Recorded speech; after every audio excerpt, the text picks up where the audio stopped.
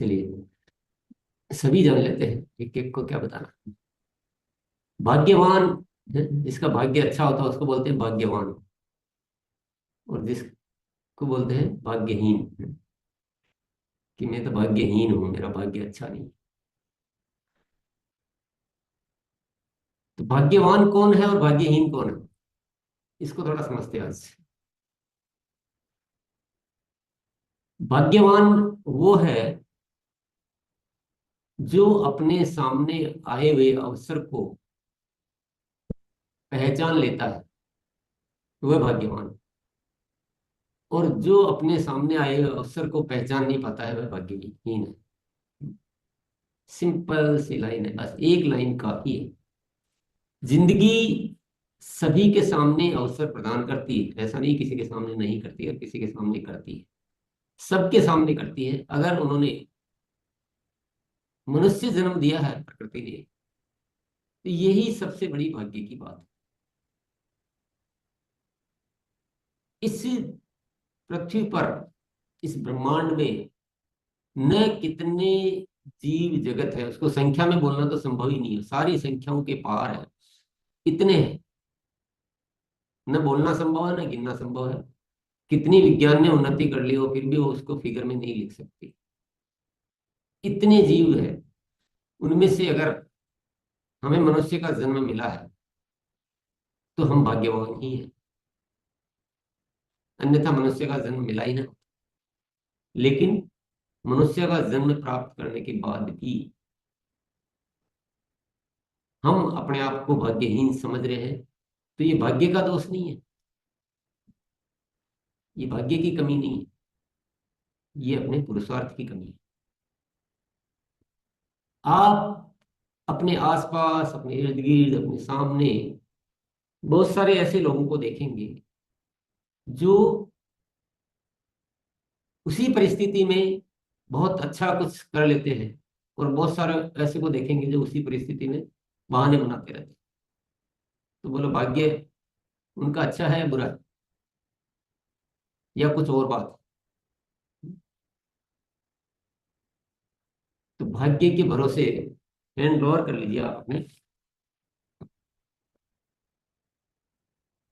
जो हमारे समक्ष है हम उसकी पहचान कर लेते हैं, ये भाग्य की बात है।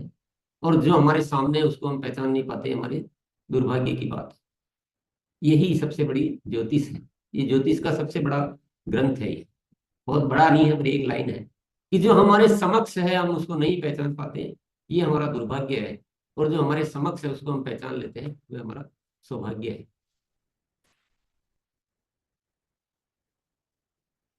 चीजें सीधी सीधी नहीं देती प्रकृति। सीधा हीरा नहीं होता है खान में, सोना भी सीधा नहीं होता है, कुछ भी सीधा नहीं होता। प्रकृति कहती है कि मैंने बहुत कुछ दे दिया है तुम्हें, और तुमको पुरुषार्थ करने की शक्ति भी दे दी। अब ये तुम्हारा पहचान, तुम्हारी कर्तव्य है कि तुम अपने पुरुषार्थ द्वारा जीवन में मिली हुई चीजों को हासिल करो और तुम अपना भाग्य बनाओ। तो ऐसे कुछ उदाहरण के माध्यम से हम समझते हैं। जैसे कुछ उदाहरण मैं देता हूँ, फिर आपको सबको ऐसे उदाहरण ढूंढने हैं। सबसे पहले अपनी जिंदगी से, फिर दूसरों की जिंदगी से, क्योंकि हमें अपनी पहचान करनी है। दूसरों की पहचान करने से अपना काम नहीं चलेगा कि मैं ऐसी कौन कौन सी चीजें मिस कर देता हूँ। अब जैसे कि आरसीएम मिल गया, मुझे मिल गया 2000 में, और आरसीएम के रूप में ऊपर वाले ने देने में कमी रखी क्या? कुछ कमी नहीं रखी।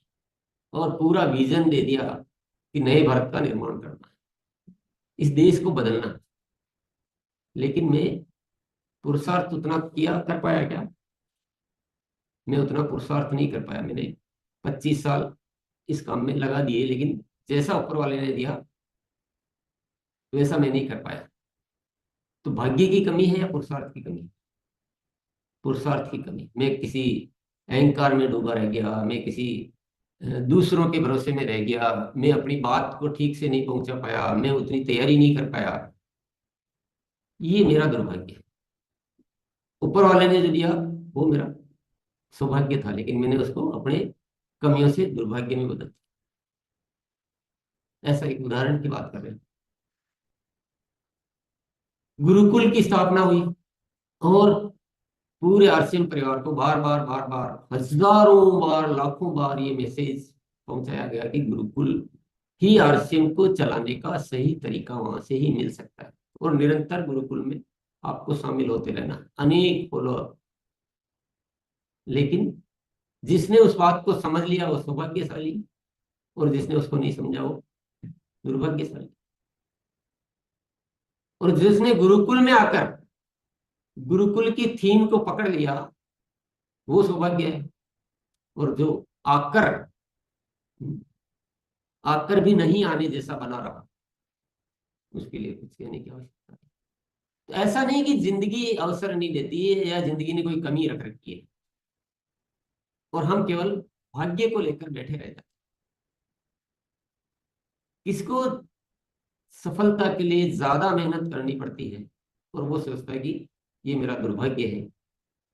लेकिन प्रकृति कहती है कि आपको ज्यादा मेहनत करनी पड़ रही है, इसका मतलब है आपकी ज्यादा निखार आ रहा है ना, आप ज्यादा अपने आप को एक्सप्लोर कर पा रहे हैं, ये आपके लिए बहुत सौभाग्य की बात है।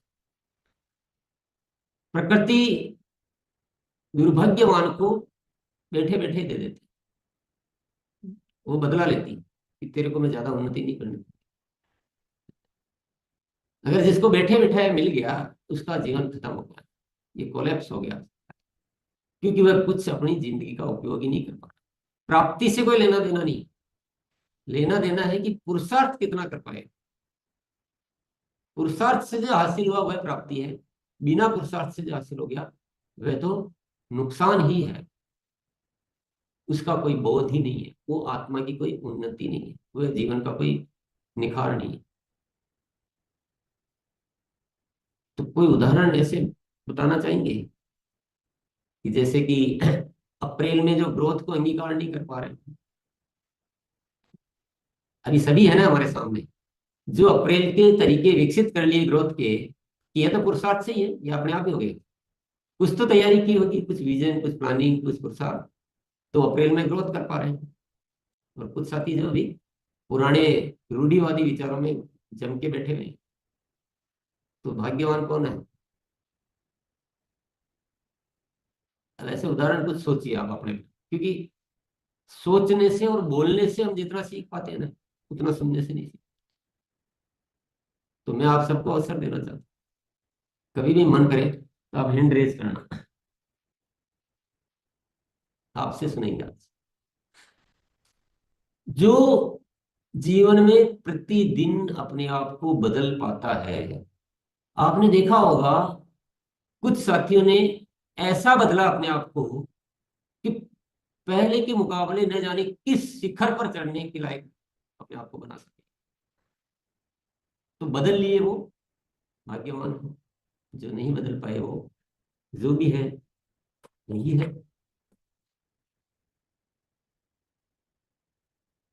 अंतस की आवाज में एक कविता है जिसका शीर्षक है तकदीर। कर बहाना तकदीर का क्यों जिंदगी भर रोते रहे, तकदीर खुद आई द्वार पर तो बेफिक्र सोते रहे। शेर दिल इंसान तो अपनी तकदीर खुद बना लेते हैं, एक वो है जो द्वार पर आई हुई तकदीर को भी भगा देते। तकदीर भी मेहनत के घरौंदे में पनाह लेती है, नेक दिल इंसान को अपना साथी बना लेती है। मेहनत किए बिना जो अपनी तकदीर को आजमाते हैं, तकदीर बदल देती रास्ता और वो देखते रह जाते। तकदीर तुम्हारे द्वार पर आरसीएम बन आई है, अरमान तुम्हारे जीवन के वो पूरे करने आई है।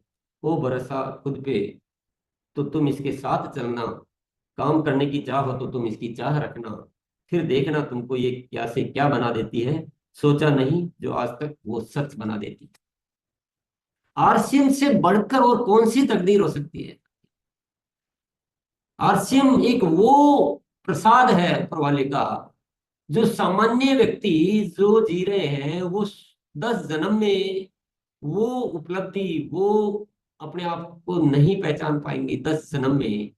और ऐसा अद्भुत कृत्य करने को किसी को मिला ही नहीं, जहाँ सेवा प्रेम के साथ जीवन की उन्नति के रास्ते हैं।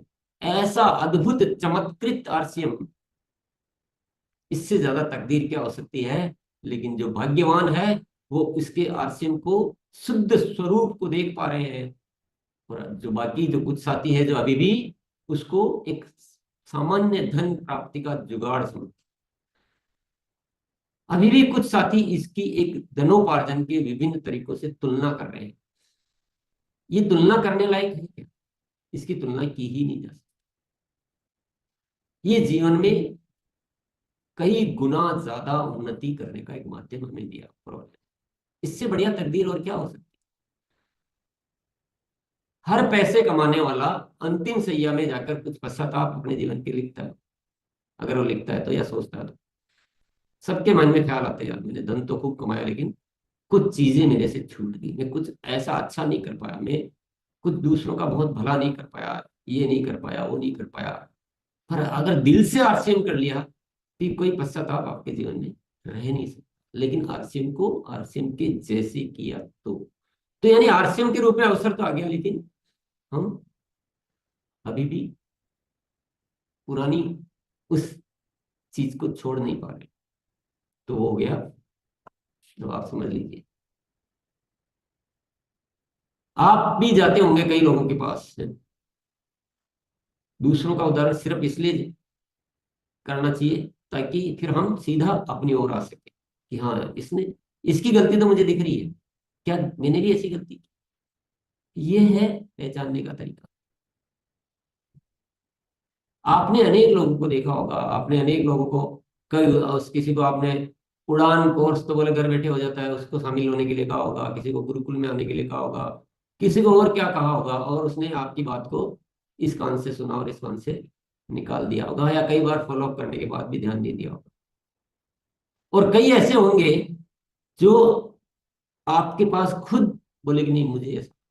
आपने देखा होगा कई ऐसे आए होंगे जो तुरंत उस चीज को पकड़ कर और तुरंत कुछ बड़ा, कुछ अच्छा, कुछ पुरुषार्थ करने के लिए तैयार हो जाते हैं।